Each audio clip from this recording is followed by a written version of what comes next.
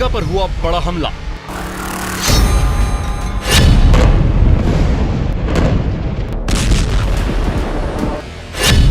Israel के दुश्मनों ने घेरा।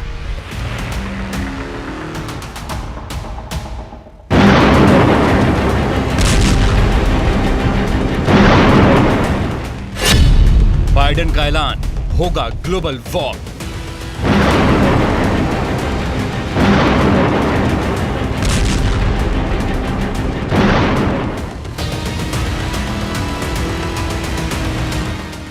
दुनिया में दो बड़े मोर्चों पर जंग जारी है।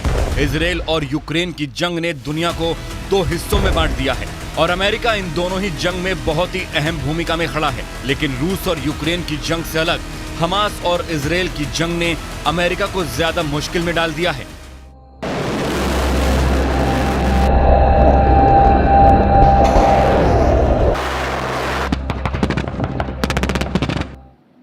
American leadership is what holds the world together. American alliances is what keep us, America, safe. Hamas and Putin represent different threats, but they share this in common. They both want to completely annihilate a neighboring democracy, completely annihilate it.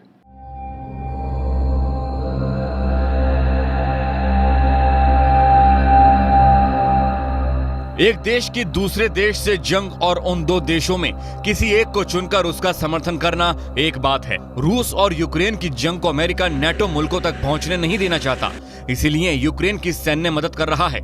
लेकिन Israel और Hamas के युद्ध कुछ और हैं।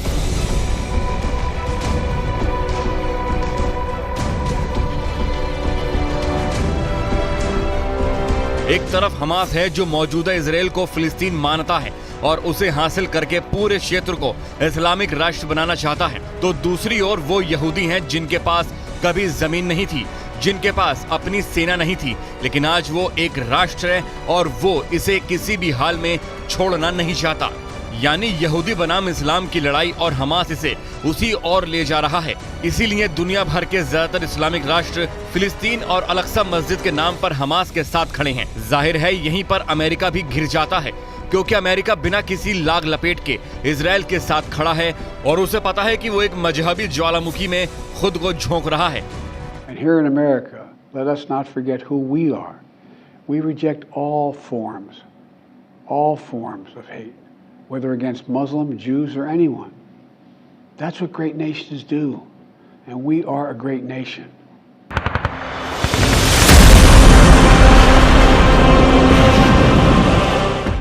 Israel और Hamas की जंग में अमेरिका के कूदने से पहले ही ईरान ने अमूमन हर रोज अमेरिका को धमकी दी कि अगर वो गाजा पट्टी में हमले करने के लिए इजराइल की मदद करता है तो उसका खामियाजा अमेरिका को भी भुगतना होगा, और यही हुआ।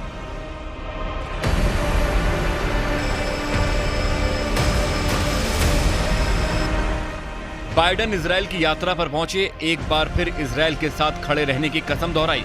बाइडेन के वापस लौटते ही अमेरिका से सैन्य वाहनों की एक खेप इजराइल पहुंच गई।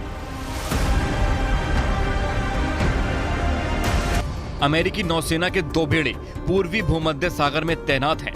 अमेरिका के मरीन कमांडो इजराइल पहुंच गए हैं। यही वक्त था जब ईरान ने अपने मिलिशिया ग्रुप को एक्टिव किया और अमेरिका पर हमलों का दौर शुरू कर दिया। इराक में अमेरिका के दो सैन्य ठिकानों को निशाना बनाया गया। एक बेस पश्चिमी इराक में अल असद एयर बेस और दूसरा हमला बगदाद इंटरनेशनल एयरपोर्ट के पास। वहीं दक्षिण सीरिया में अमेरिका को कोनोको बेस और अल तफ बेस पर ड्रोन और रॉकेट से हमले किए गए। वहीं यमन से भी 3 मिसाइलें फायर हुई, जिसे अमेरिकी नेवी ने हवा में इंटरसेप्ट करके नष्ट कर दिया।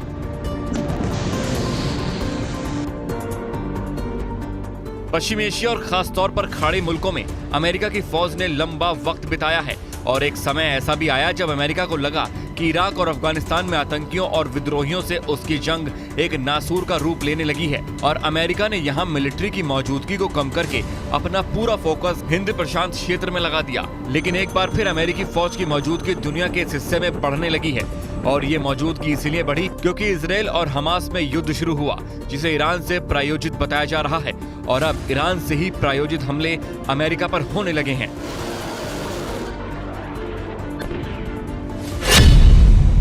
गुरुवार को अमेरिका पर हमला किया गया। इराक में अल असद एयरबेस पर हमला हुआ। पश्चिम इराक के इस बेस पर अमेरिका की सेना तैनात है।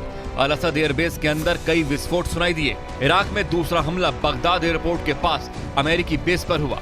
सीरिया में कोनोगो और अल तफ बेस पर हमला किया गया। यमन से क्रूज मिसाइल का अटैक किया गया।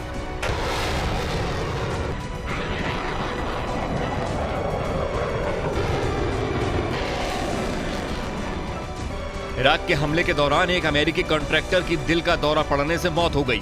अब सवाल है कि अमेरिका इन हमलों का कब और कैसे जवाब देता है। And while I'm not going to forecast any potential response to these attacks, I will say that we will take all necessary actions to defend U.S. and coalition forces against any threat. Any response, should one occur, will come at a time and a manner of our choosing. पिछले हफ्तों में Iran के समर्थन वाले Hezbollah और Houthi आतंकी संगठनों ने अमेरिका पर कई हमलों को अंजाम दिया है और अब यह हमला और भी ज्यादा तेज होता जा रहा है। यही नहीं, हमास के मिलिट्री विंग अल कसम के प्रवक्ता ने गुरुवार को बयान जारी करते हुए दुनिया भर के मुसलमानों को अपील की है कि वो अमेरिकी दूतावासों पर हमला बोलें। और कुछ जगहों पर ऐसी घटनाएं मोरक्को, बहरीन और लेबनान में देखने को भी मिली हैं, जहां अमेरिकी दूतावास को निशाना बनाने की कोशिश की गई। यही वजह है कि अमेरिका ने गुरुवार को दुनिया भर में मौजूद अमेरिकी वासियों को अलर्ट जारी किया है कि अब वो यात्रा करें तो सावधान रहें और साथ ही ये भी हिदायत दी है कि कहीं भी आतंकवादी हमला हो सकता है।